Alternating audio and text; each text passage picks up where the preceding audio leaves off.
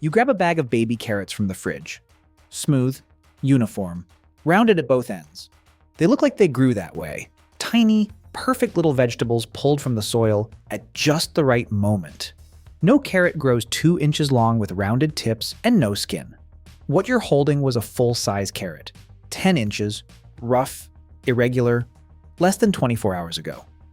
It was carved by a machine, scraped inside a steel drum, and rinsed in the same diluted chlorine solution used to treat public drinking water. The bag says baby carrots. The process says industrial manufacturing. So how does a 10-inch carrot become a 2-inch snack that looks like it was born that way? Mike Yurosek ran a carrot packing plant in Bakersfield, California. Every morning, his workers sorted the harvest into 2 piles. The pretty ones, straight, smooth, the right shade of orange, went into bags for supermarkets. Everything else, bent, cracked, twisted, knobby, went into the reject bin. 400 tons a day. Roughly the yearly carrot consumption of 80,000 people. Gone. He tried feeding the waste to his pigs. So many carrots, day after day, that the fat beneath their skin turned orange. He did this for decades. The waste never stopped. Then in 1986, Yurosek had a thought. Frozen food companies chopped their carrots into cubes and nobody cared what shape they started as. Why not cut fresh carrots and sell those instead? He grabbed an industrial potato peeler and started shaping the reject carrots by hand. Too slow. Then he found a green bean cutter from a frozen food company that had gone out of business.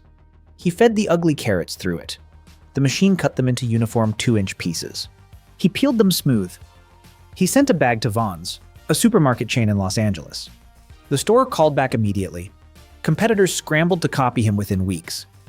But Yurosek designed baby carrots for cooking, pre-cut convenience for stews and side dishes. Focus groups revealed something he didn't expect. Nobody wanted to cook them. They wanted to eat them raw, straight from the bag.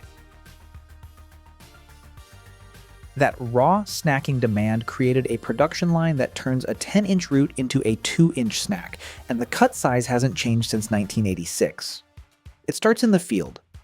Modern baby carrots grow from purpose-bred Imperador varieties. Long, slender, coreless, extra sweet. Planted closer together, so each root stays narrow. Seed to harvest about 120 days. Bakersfield alone produces 75% of all baby carrots in the United States. Harvesting machines stand 2 stories tall. Metal prongs open the soil. Rubber belts grab the green tops and pull. At the top, cutters snip the greens. One harvester clears 15,000 carrots per hour, straight into ice water, 3 degrees just above freezing. At room temperature, a carrot loses sweetness within hours. In ice water, it holds. Inside the plant-rotating steel drums and water jets strip soil and debris. The carrots tumble against each other like stones in a river. A sorter separates them. Thin carrots go down the baby carrot line. Too thick goes to whole carrot sales juice or cattle feed. Here's where identity changes. Cutters slice each carrot into 2-inch segments, 5,000 kilograms per hour. The carrot stops being a carrot and becomes raw material. That crunch when you bite a baby carrot, it starts here. Cell walls of a freshly cut cross-section, still pressurized with water, still holding the structure of a living root. Laser scanners inspect every piece. Green near the stem, ejected. Dark spots or cracks ejected. 95% accuracy. Then the step that gives baby carrots their shape. 2 passes through abrasive drums. First scrapes the skin off. Second polishes. The carrots tumble inside the drum, like rocks in a tumbler smoothing gemstones. That's why baby carrots have rounded ends. They polish each other smooth. A dilute chlorine rinse. 50 to 100 parts per million, same range as drinking water. Peeling removed the protective skin so this keeps bacteria off exposed flesh.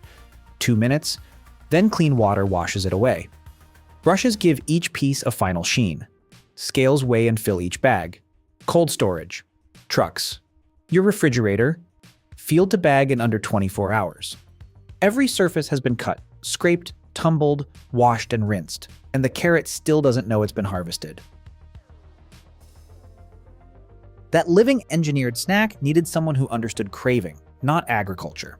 In 2008, Jeff Dunn became CEO of Bolthouse Farms, one of the 2 companies that control over 80% of America's carrot market. His previous job, 20 years at Coca-Cola, overseeing operations across North and South America.